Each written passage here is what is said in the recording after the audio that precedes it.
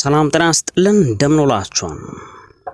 የኢትዮጵያ መንግስት ሌላ ዙር ጦርነት ለማድረግ ግልጽ እንቅስቃሴ እያደረገ ነው ሲል ህወሓት ገልጿል።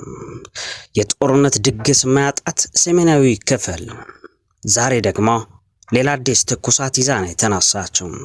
ህዝባዊ ወያኔ ሓርነት ትግራይ ትላንት ባወጣው መግለጫ የፌደራሉ መንግስት በትግራይ ላይ ሌላ አይነት ዞር ጦርነት ለማስነሳት እንቅስቃሴ እያደረገ ስለሆነ ዓለም አቀፉ ማህበረሰብ ይህንን ጦርነት ሊያስቆምልን ይገባል ሲል ክሱን ማውጣቱን ተከትለው የኢትዮጵያ ውስጥ የሚገኘው የአውሮፓ ህብረት ልዑክ ቡድን በአስቸኳይ እነዚህ ሁለት ቡድኖች የፕሪቶሪያ ስምምነትን የፈረሙ የሁለቱም የፖለቲካ ተደራዳሪዎች ወደ ወንበር መተው ሊነጋገሩ ይገባል ሲል ነው ወዳው ትላንት ዕለተ እሁድ መግለጫውን ያወጣው።